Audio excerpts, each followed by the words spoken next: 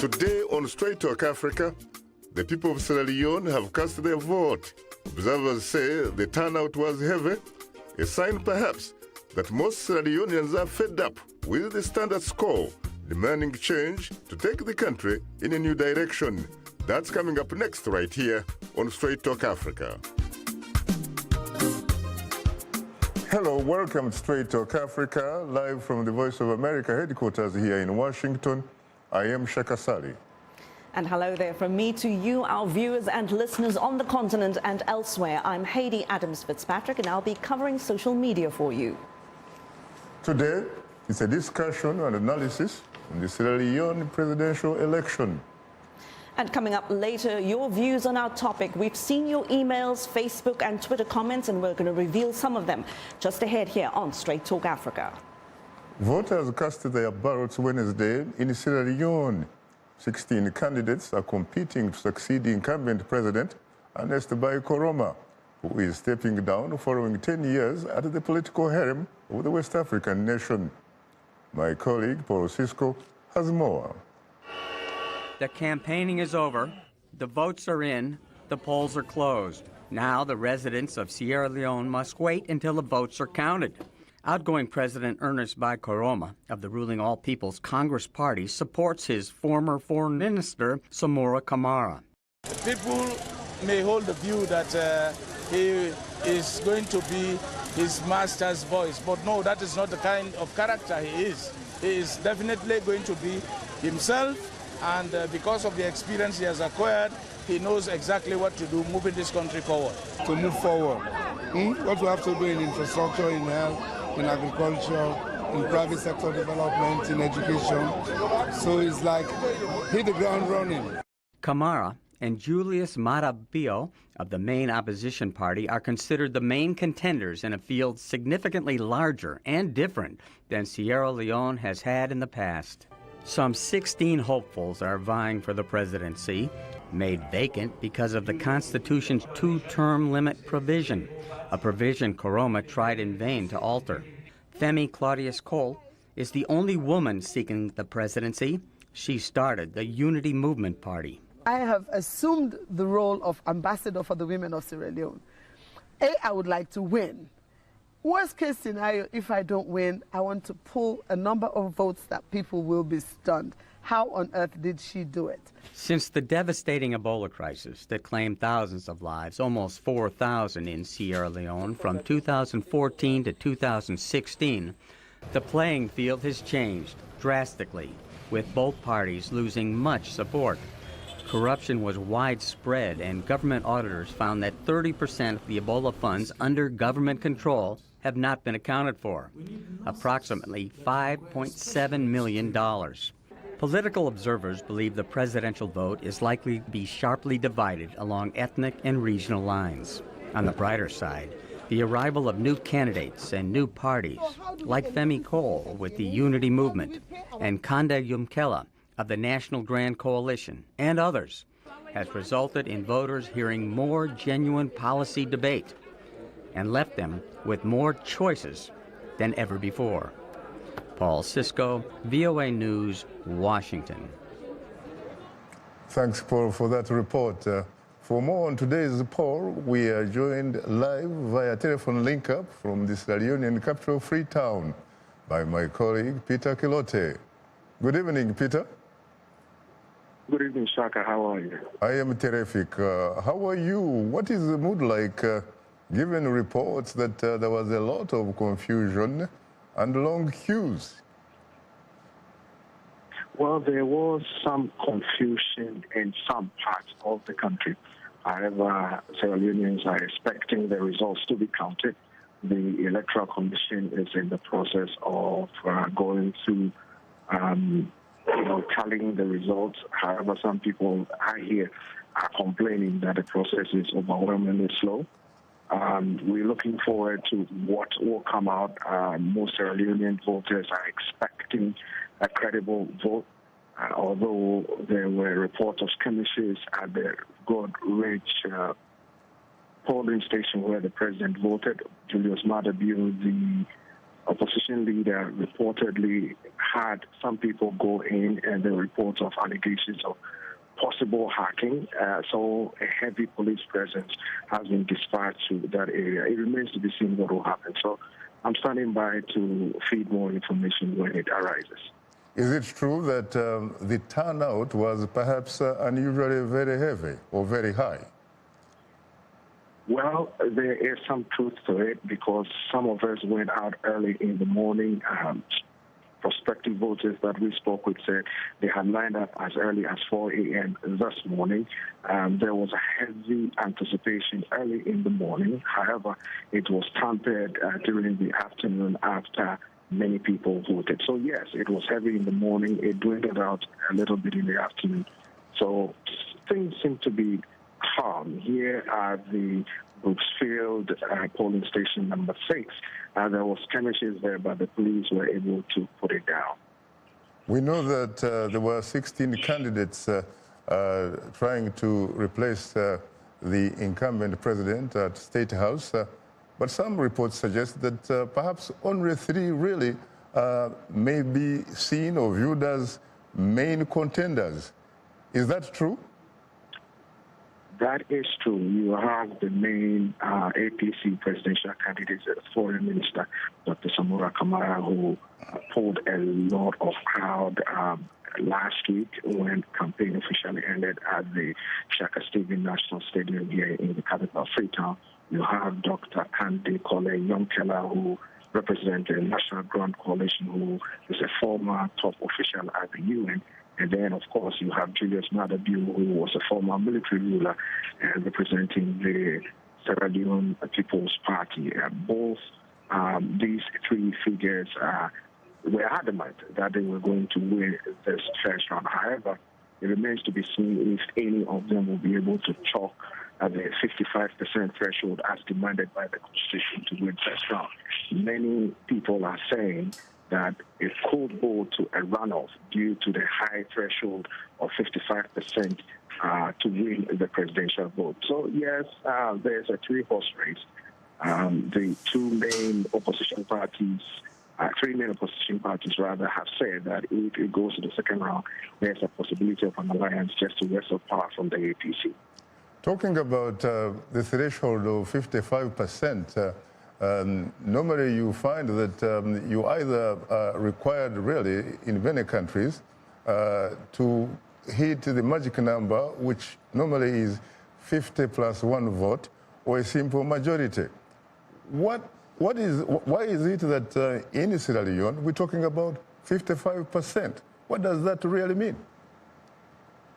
Well, I have questioned a lot of people in the street, senior government officials, about it, but it looks like Sierra Leone has a unique situation based on its previous history. Remember, it had a hectic civil war 10 years in the making. Most people have in their minds a fresh memory of those atrocities that were committed. And then the ethnic vote was also has been endemic right here. You have the Mendes, the Temnes, and the other ethnic groups. So the framers of the Constitution thought it wise that if you want to represent the country as the leader of the country, then you must win as many votes as possible. So they set the bar so high at 55%. We'll all remember that before President Ernest Bai Koroma chalked his second round, he won his first round because he became so popular. He did quite a number of things that people thought was worth giving him a second chance to continue. However, this round, it doesn't look like it. Most people are saying that we want a fresh start. The APC supporters are saying that they are doing well, so they will continue. So the threshold of 55% is quite debatable, but that is what they have adopted in the Constitution. So let's see how it goes. We heard that Dr. Yumukela was drawing traction, largely really from the changing demographics. We're talking about young voters. Did he, at least from your vantage point, do you think that he may in fact be in a position to split or disturb the once, of course, Sierra Leonean political establishment since 1961, of the two major parties. Shaka, you have a point there. Dr. Yonkela comes from the north, same place that the president comes from. The president is very popular there. However, political analysts are telling me Yonkela is set to cut down or split the vote up north. The ruling party, the APC, has a two-pronged strategy, the north and the west. If they are able to snatch a sizable portion of the voters in the north, then they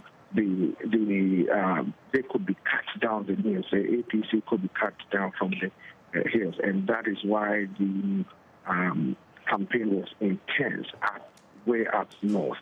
So let's see how it goes. But Dr. Yonkela, yes, has attracted a lot of the country's youth. On my way here on the plane, I had several people from the National Grand Coalition who were coming from the U.S., and they were making so much noise on the plane. They were saying they were coming to protect the vote so that it will not be rigged. So people that I spoke with in the street are telling me that they prefer a fresh face. They prefer somebody new to change the system. However, the old folks are adamant that they want certain things that are being done now to continue. So let's see how it goes. But Dr. Yonkela, yes, is having much successes with the youth. Final question, Peter. From the people that you have talked with, you have interacted with, do you get the sense that they are casting their vote based on the issues, or is it personalities or ethnic communities? Well, it's a mixed bag, and I'll give you an example. While talking to Dr. Yonkela, one of the folks that I was working with were supposed to do something. He was awestruck, he was starstruck that he couldn't do what he was required to do.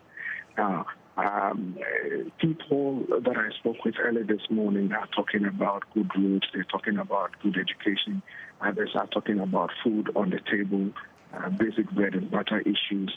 So it's a mixed bag of all the issues that I have mentioned. Personality-wise, Dr. Yonkela ranks high. The SLPP candidate Julius Madabio, who goes by the slogan "Power Plus, would be better," as they say. And then you have the Tulumbu from the APC. These are the slogans that they keep on piping out. But let's see how it goes as the results trickle in. Thank you very much, Peter, for your insight. You're welcome, Shaka. Enjoy the rest of your day. Take care of yourself. Now, joining us here are two distinguished guests. Suna Naro, Executive Director of NOSILINA, or the National Organization of Sierra Leoneans in North America, and Kwame Fitzjohn, an independent Sierra Leonean journalist and former managing editor of African Profiles International. I have to say, Suna and Kwame, that I'm profoundly honored and exceedingly humbled to have the opportunity to host the two of you on Straight Talk Africa. Thank you. It's good to be here. You're most welcome. Thanks for having us, Shaka. You're most welcome. It's a very long time since you last appeared on this show. Well, 5 years ago to the date, we were covering the elections in Sierra Leone here at that time as well. Very interesting, and of course it was in a different studio then, correct? Later in the program, we'll give our audience a chance to call in with your question or comment. The number to call is 202-619-3111, and the US country code is 1. Suna. Yes. It's glad to really have you for the first time on the show. It's a pleasure to be here. It really is. Your reaction from what you have heard so far? Well, it seems that things are going well. I have not heard anything particularly disastrous. The only thing we can still hope for is that the results translate in also things going well. So in other words, as long as it's fair, then things have gone well. What about the fact that you happen to be an executive director of a major Sierra Leonean diaspora that frankly seem to have actually been disfranchised, so to speak? I guess I don't perceive it as such. I think what makes NOSILINA so so unique is that, we've been here 20 years strong, so we have been able to work under different governments and different presidents. And from Noslina's perspective, for us, we must work with the government at hand. Our focus is to help the people of Sierra Leone. And in order to truly help the people of Sierra Leone, we really don't believe it can be done effectively if we are not engaged in the government at hand. So I don't see it as disenfranchisement at all. I see it as regrouping and helping to ensure that we can continue to serve the people of Sierra Leone with whomever the people have legally chosen. Kwame, what about you? You don't feel disfranchised? Don't you feel like you should in fact have voted today? Well, as a dual citizen of both Sierra Leone and the United States, I absolutely feel I should have cast my vote today. And that is one of the things we're hoping that the wind of change will make it possible for diaspora Sierra Leoneans like myself to have an absentee ballot, whereby we too can participate, And I think under the current climate, there doesn't seem to be the enthusiasm for that sort of participation on our behalf, You have to actually be a Sierra Leonean and to have gone to Sierra Leone to get registered to vote, and then you come back, like everybody in America, you work, find the dollar, and then you have to return to Sierra Leone at elections time. So it's a lot of money. Not everybody has that, and not everybody is willing to sacrifice that as well. So I think absentee ballots should be like top on the agenda for the next government. You are a very large diaspora, really, not only in North America, but also in Europe, particularly in the United Kingdom. That is correct? Absolutely. Any particular reason why the authorities in Freetown, really, have not accepted the fact that you ought to have a sort of absentee ballot? I think it's suspicion they have about we, the diaspora Sierra Leoneans, which should not be the case. I think we have to work hand in hand for the forward movement of the country. You're right, we're mostly centered in England or the UK, which was the former mother country of Sierra Leone. And of course, in recent decades, it's been America now, because, the America has been kind of leading the way. But we are here now, this is our reality. We're here, we're living in the diaspora. And at the same time, we love our homeland. So I think we have to actually work together. When you look at the resources that we're pouring into Sierra Leone, I mean, it matches and in fact surpasses what the World Bank and IMF are doing. So if they do not really tap into our own wherewithal, it will be to the detriment of the country. Absolutely. When you talk about resources, what are you specifically talking about here? Are you talking about your remittances? Yes, the remittances. I mean, I know it's true. There's been something of a brain drain, but which can now become a brain gain, for Sierra Leone, because some of us are going back and just participating, helping the country move forward without pay that matches what we get here. All we probably just have, transportation or allowances, or we're not really getting paid at all. We go there. Suna represents an organization, Noslina, which is interested in these kind of mission programs. Doctors go back, teachers go back, and so on, and they impart their skills to the people of Sierra Leone. And help the country in that respect. So yes, we do. We help with our monies. We help with our resources in terms of brain power, goods. Suna, of course, can speak more to that, because as I say, she runs a philanthropic organization of diaspora and Sierra Leoneans. But we're ready to go, and we're fired up. Absolutely, Shaka.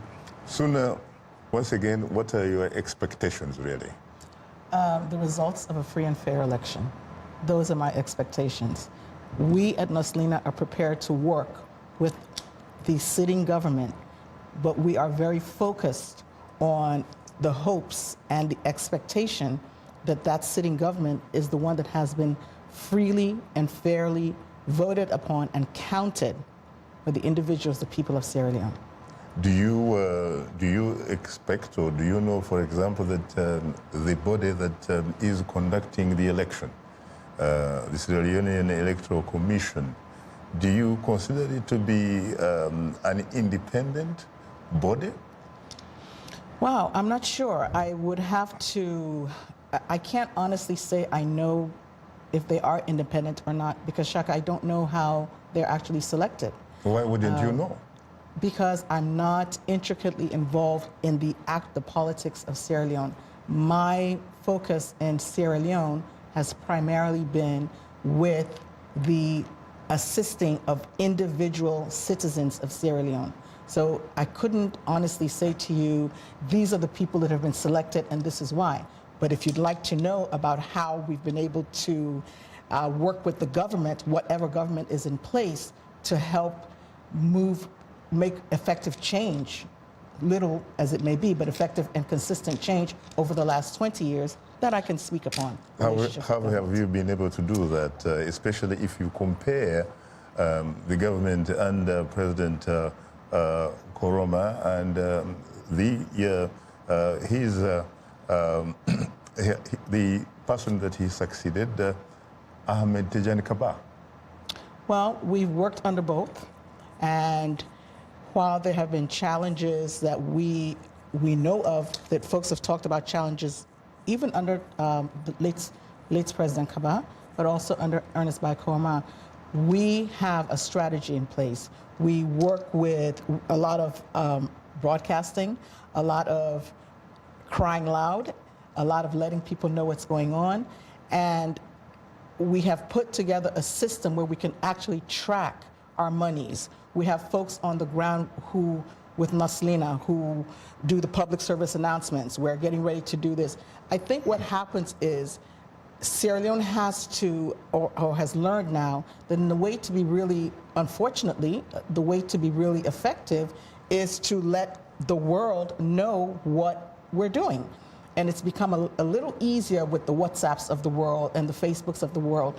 But right now, when we become engaged, Naslina, in an activity, I send emails to the office of the president, whoever the president is. We have those accesses. I also will send information to local media, international media. So it becomes very challenging when Naslina sends, you know, $5,000, $10,000, $20,000 of goods and services.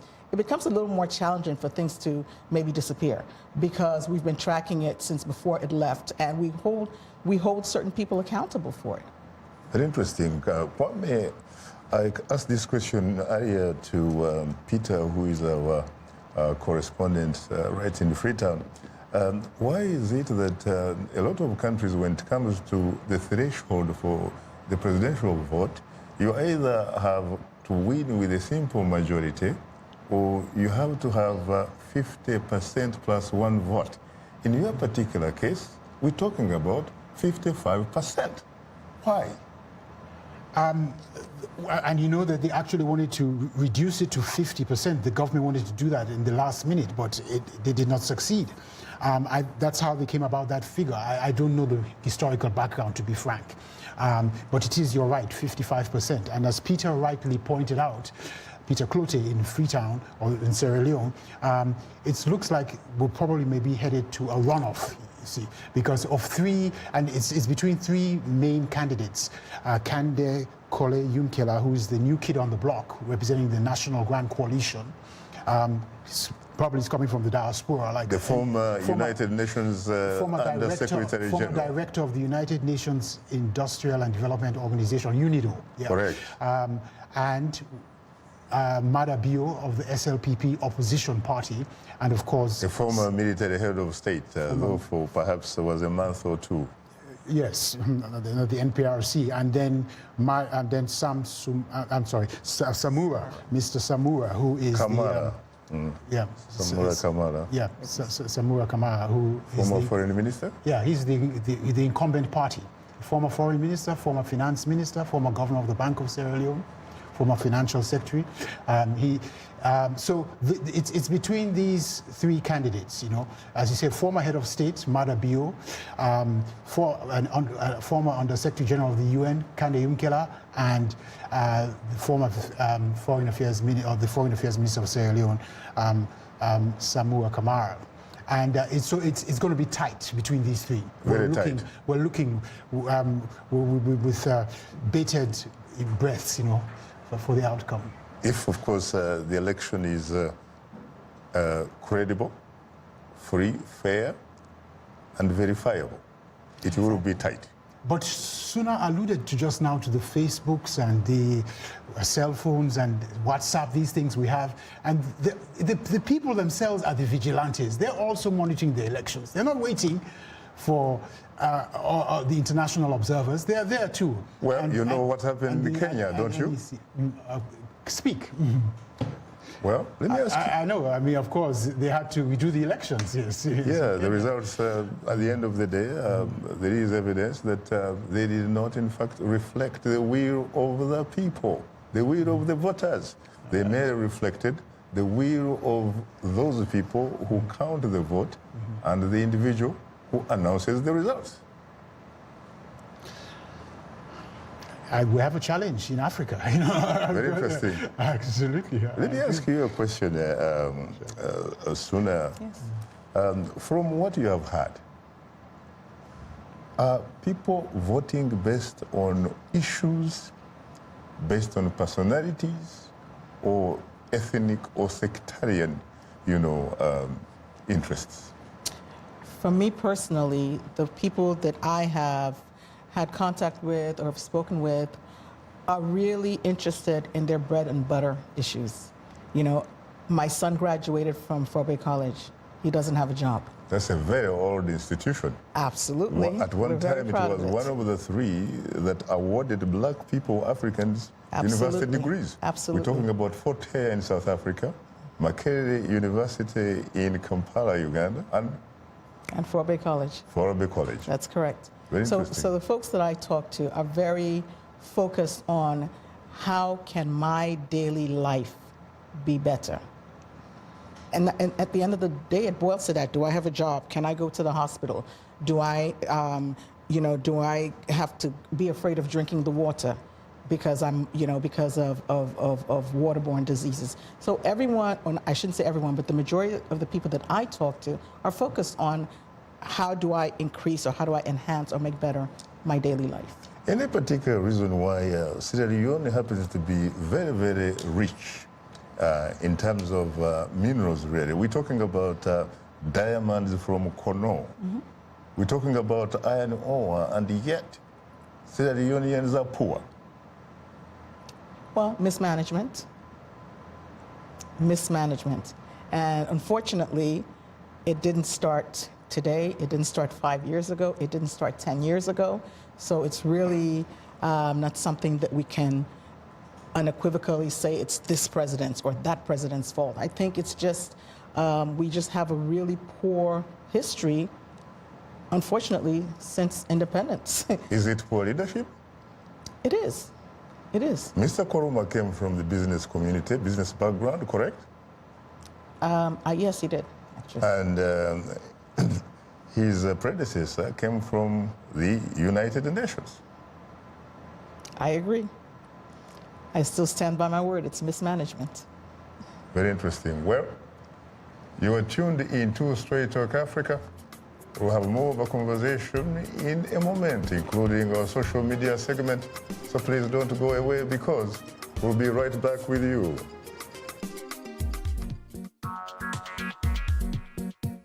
Like Voice of America on Facebook. Follow VOA on Twitter.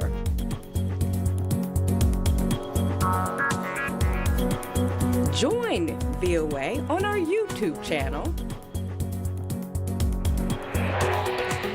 Like, follow, join VOA. Today's youth are not just the next generation of African leaders, they are today's leaders. And this is the time to invest in them. Today, not tomorrow. So let's connect let's engage with each other on issues that will transform our societies.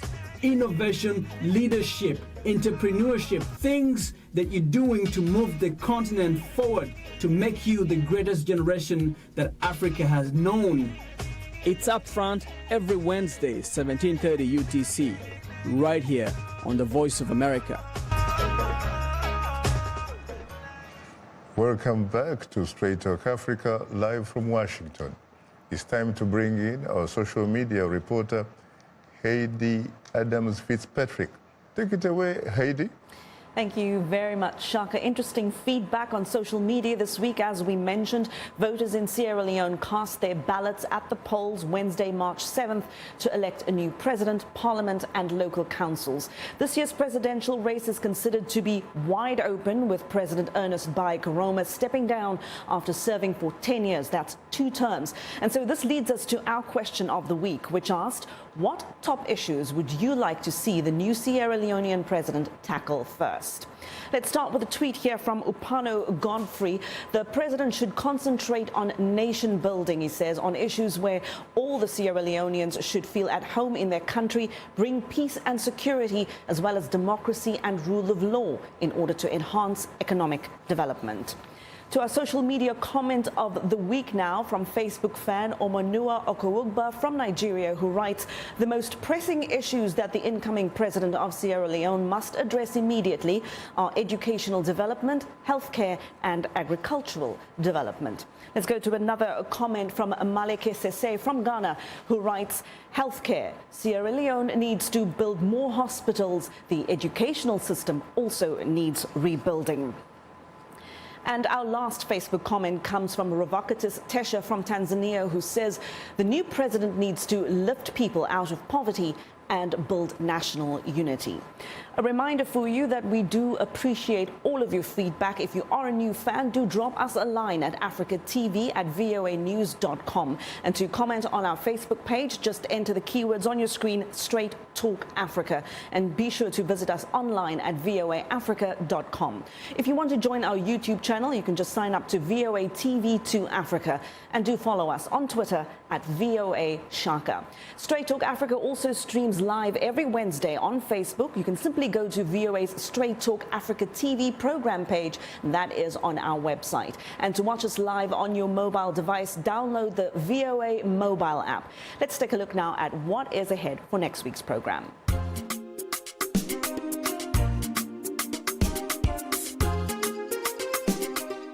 On the next Straight Talk Africa, U.S. Secretary of State Rex Tillerson is on a 5-nation tour of Africa, and high on his agenda are talks on counter-terrorism and advancing mutual ties with nations on the continent. On his first trip to Africa as America's top diplomat, he's expected to meet with leaders from Chad, Djibouti, Ethiopia, Kenya and Nigeria. U.S.-Africa relations is the topic on the next Straight Talk Africa. And that is it for our social media segment today. Shaka, lots to discuss for you, Suna and Kwame, so I'll hand it back to you. Thank you very much, Heidi, for sharing with us social media from our audience, of course. And today we're talking about the Sierra Leonean elections. Our guests are Suna Naro, Executive Director, NOSALEAN, or the National Organization of Sierra Leoneans in North America, and Kwame Fitzjohn, independent Sierra Leonean journalist and former managing editor of African Profiles International. I have to say again, Suna and Kwame, that I'm profoundly honored and exceedingly humbled to have the opportunity to host the two of you on Straight Talk Africa. It's good to be. You're most welcome. Your reaction, you just had social media reaction from various parts of the continent regarding your elections. Absolutely. Before I speak to that, because you were also just talking about the history of Sierra Leone and the Athens of West Africa, which actually is Foabe College. You mentioned that's college, and of course my antenna went up because I'm a product of Foabe College. Interesting. And so is Ernest Koroma, the president. One of the viewers there was speaking about enhanced economic development. As a journalist myself, I interviewed Ernest Koroma when he came here to Washington on the invitation of Barack Obama. he came. It was 4 African presidents that came, and he was one of them. So was Macky Sall, the Cape Verdean president, and a female head of state, Banda of Malawi, I believe, is where she's a former president now. And of course, some of my colleagues, in fact, thought I went light on him because I had kid gloves on when I spoke to him. But he came, as I said, on the invitation of the first African-American president of the United States, Obama. And I thought, to encourage that sort of strides, I was really, like, I would say, trying to boost, the direction of Koroma at that time in 2013 when he came, not like today, 2018. Was that different. when he had problems with his then vice president? Who was removed from office, and actually the vice president, from my understanding, won the case from my readings in the media in ECOWAS, So, but of course that will not have a bearing on Sierra Leone because in the Sierra Leone courts of law. So there you have it. So of course my interview with Koroma probably might be different today, but you're right.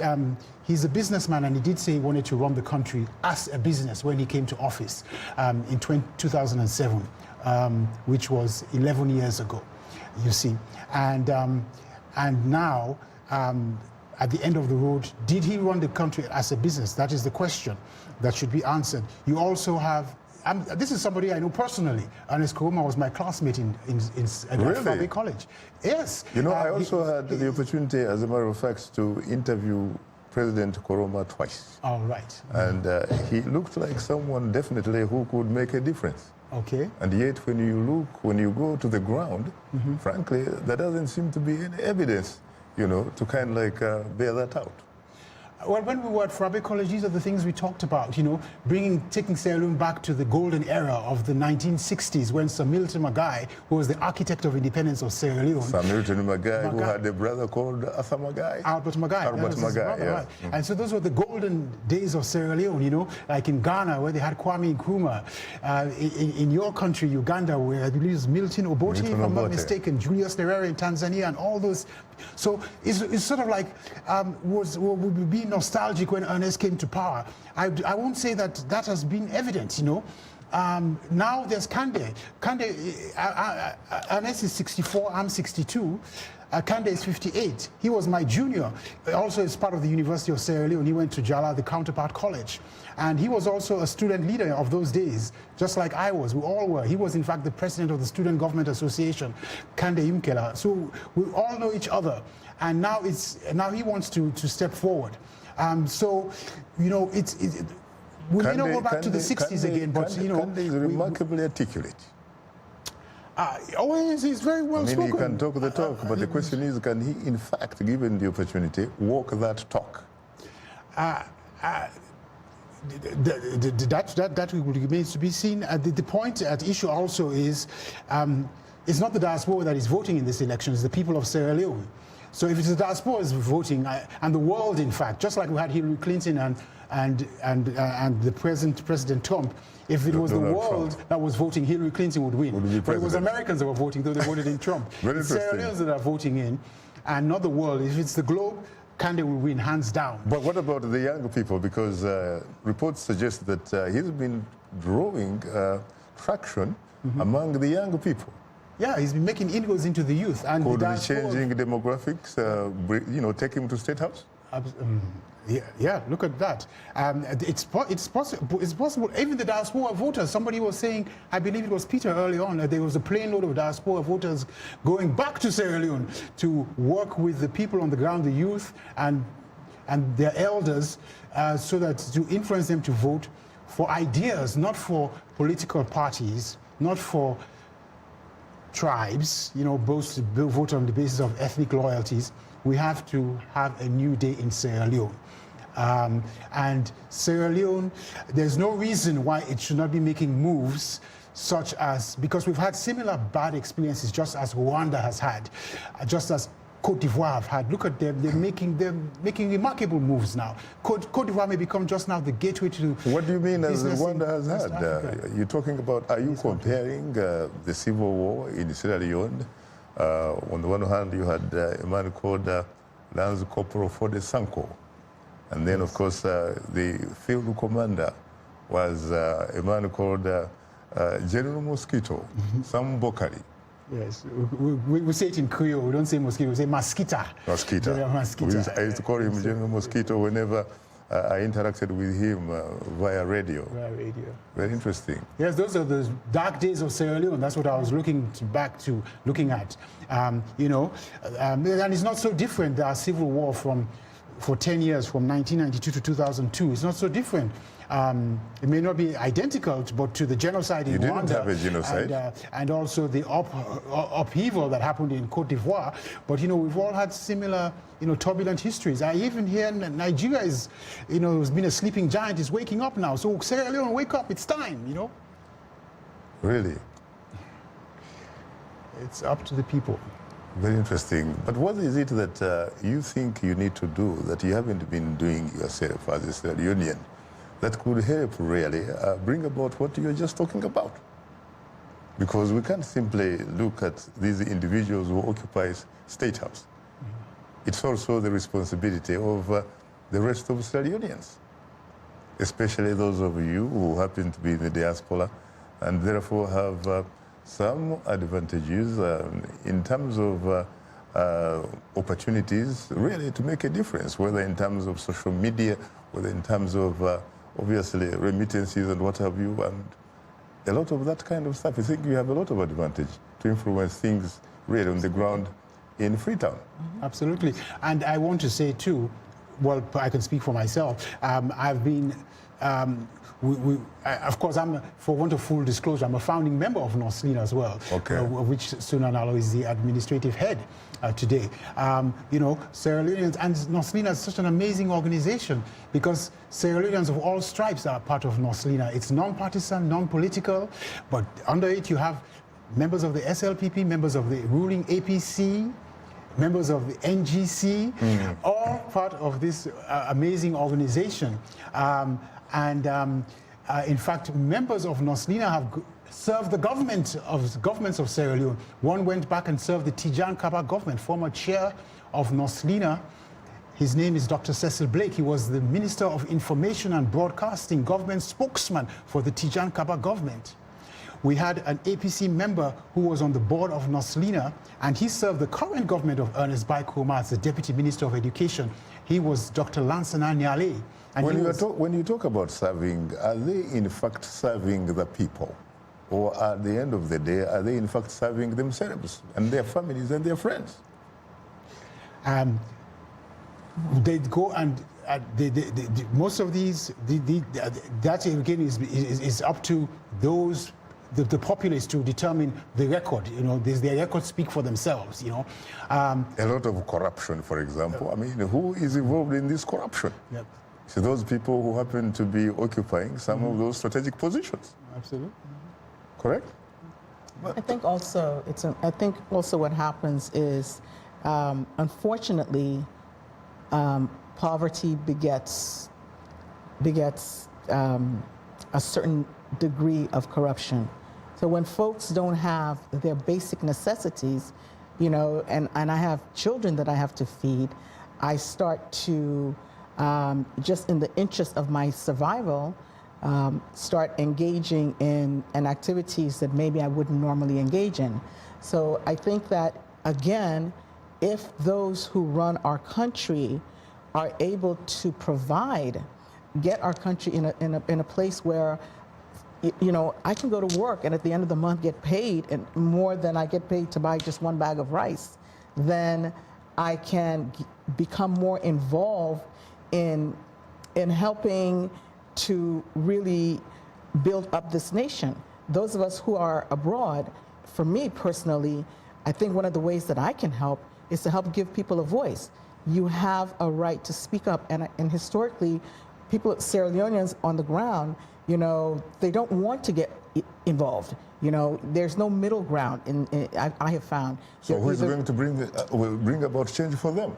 Well, people like us are, it's part of our responsibility. When we have organizations like Noslina that constantly engage people and say, don't be afraid to vote, don't be afraid to speak your rights. You know, we will help you figure out what you need infrastructure. We may help you go to the government and engage the government positively on your behalf, on behalf of your villages or your townships. We have to get, we who are here need to be able to engage our people in Sierra Leone and help boost them up. I see.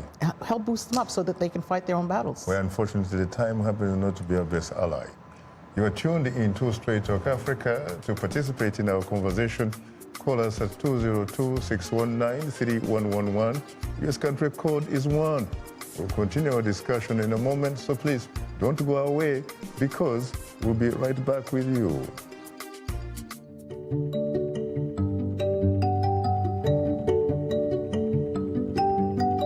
This is a country that I chose to become a citizen.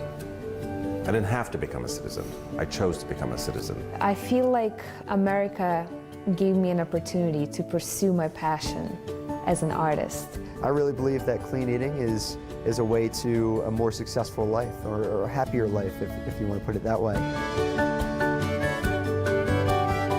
One of the things that helps me wake up every morning is doing better, being better. We grew up poor, and so I'm always focused on helping the working class be able to have a more comfortable lifestyle. I'm passionate about doing justice every day. I oftentimes say that justice is a verb, not a noun. You know, I believe in action and moving the ball forward. If you like today's show, please write and tell us what you think or give us some suggestions. Be sure to tell us what station you're tuned into. Our address, Straight Talk Africa, Voice of America, 330 Independence Avenue Southwest, Washington, D.C. 20237 USA. Or send us an email at africatv@voanews.com. Log on to our website at voaafrica.com. Or post your comments on Facebook. Keywords Straight Talk Africa.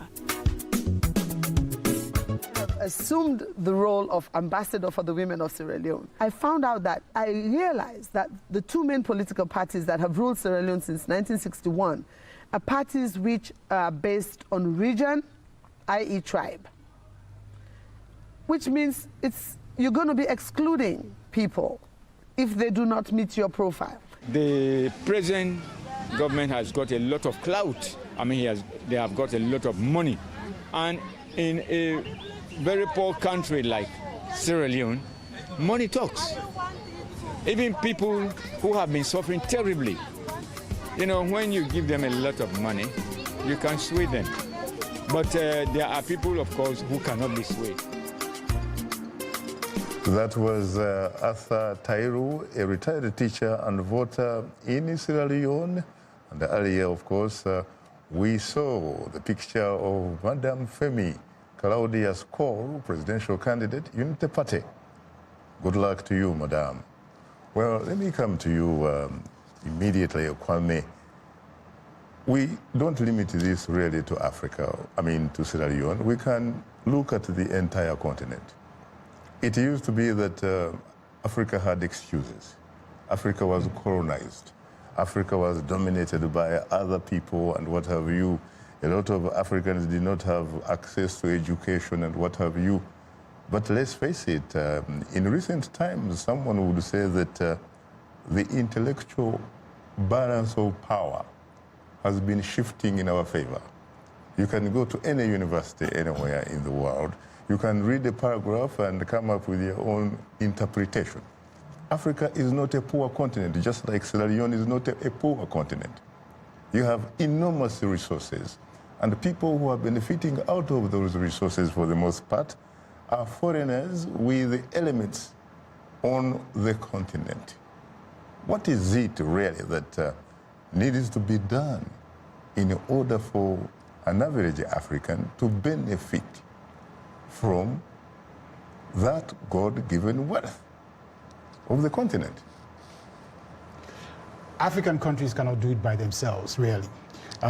This quagmire in which we find ourselves right now. we have to work together. There has to be regional integration. There has to be continental integration. That is the way we have to move forward. You see, you were asking me earlier too, what is which we can do in the diaspora to help jolt the country, to help bolster the economy of Sierra Leone and elevate it to the levels where it's expected to be. And for instance, I am one person who I actually gave the name to this organization, and it's an organization, it's the Pan-African Organization of Sierra Leone, and in fact, it is just like a beacon of light in Sierra Leone, and everybody likes to point to it to show that they're progressive. It's called PANAFU, Pan-African Union. I gave it its name, and I didn't do all the work. I mean, there's been others, like some of whom are even deceased today, like Richie Olu-Gordon, who have done exceedingly well with that organization. And but we did these things because we want to ensure that the leaders of today in Sierra Leone have the vision, they have the leadership qualities to take us to the next level in Sierra Leone. Suna, let me ask you this question. We have universities. We have faculties of technology, for example, which produce engineers. But when it comes to building our roads, for some reason, it is the Chinese, it is the Israelis, right. It is the Americans building, it is the Italians, but not us. What happens? Well, I think that, unfortunately, a lot of times we don't appreciate or value ourselves. Africans historically have tended to believe if it comes from Europe, it's better. If it comes from America, it's better. That's how I see that. Now, when it comes to the Chinese, however, I do believe that's a different ballgame, because I believe that they're able to mass produce and I think just entice us in Africa with bottom line pricing. I think that I don't think the products are necessarily better, but I think if you get 10,000 for the price of one, that's one aspect. I think unfortunately, I think that's not the way to go. I think that if we don't start hiring and giving jobs to our own college graduates, our own secondary school graduates who've gone to trade schools, then, the country just will not be able to get on its feet. We have civil engineers, they sit behind the desks. They do not involve themselves in the construction of roads. We import instead for somebody else, frankly, to do what we should be able to do. Let's go to the lifeline of the show, which are the telephone callers. Okoye from Nigeria, you're most welcome to Straight Talk Africa. Good evening, sir. Good evening, madam. Good evening. Good evening. How are you? Fine. I want to find out from madam, here in Nigeria, we have a lot of engineers, but at the end of the day, you see that they will do what we call substandard jobs, but they are good in terms of knowledge, in terms of capacity, but they cannot deliver. And when they're giving the... Well, it looks like... Hello, I think we lost. Africa. Is there? I'm sorry, I didn't hear the last part of your question. You broke up. My last question was that they normally disappear with the money. That's the capital, initial capital they will give them to do the job. Okay, so your question is? They don't do what they are supposed to do. I think, unfortunately... They don't seem to be patriotic. They don't seem to be committed. And I think it's historical. I think that, unfortunately, our countries we've become accustomed, which is really sad, but to a certain degree, we have become accustomed to systematic corruption. And you get to the point, which came first? Is it the chicken or the egg? Did we come to this way of thinking because corruption came from above, or is it because we wanted to bypass and do things in a shortcut way? Is that why our leaders decided, well, this is what the people want? So we need to really take stock in ourselves. At some point, we have to take pride in what we do for ourselves and our country. We can blame the government until the cows come home, but if we as individuals do not decide for myself today, Suna, I'm going to vote because I need to get a job, or today, Suna, I'm not going to automatically pay half price and because someone is willing to do a trade on the side with me. It's going to be difficult, but at some point we as individuals have to make a choice of how we want to lead our lives. And those are ideologies that we pass on to our children.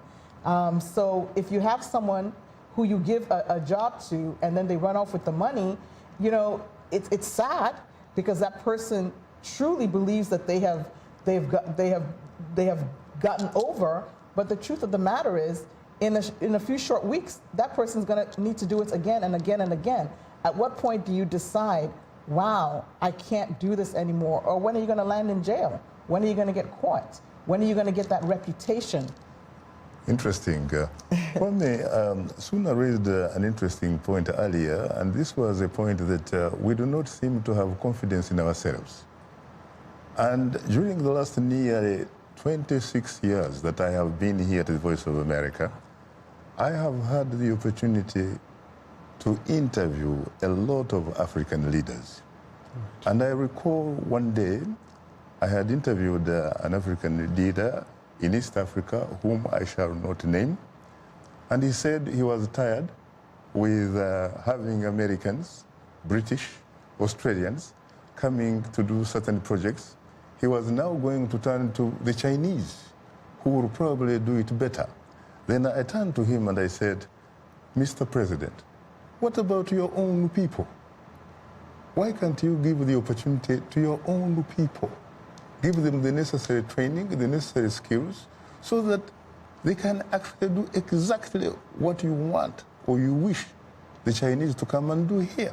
Why can't we, for at least the first time, have confidence in our own people? It seems to me the only confidence we have in some sectors of government in Africa is the security forces, the military, the intelligence, the police. But everything else, you outsource. Why? Why don't we even then, in fact, even outsource presidents?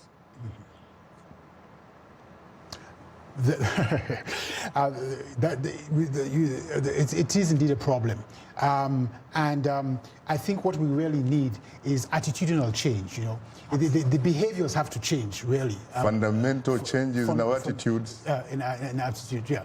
Yeah. And the mindset. You know, and then the mindset, you know, from the children right up to the elders, you know, we need this change. And and of course, we have to start with baby steps, you know, but we have to create realistic timelines, you know, and measure ourselves as we move along, you know. That's what we absolutely is necessary. I see. Well, on that note, thanks to my distinguished guests, Suna Naro and Kwame Fitzjohn. Thanks to our affiliate stations, along with our viewers and listeners. For many of our Voice of America radio affiliates, Learning English is coming up next. And tomorrow morning, it's Daybreak Africa with James Bate. On behalf of the Voice of America, thanks for tuning into Straight Talk Africa. In the meantime, get better, not bitter, Sierra Leone. And please remember to keep the African hopes alive.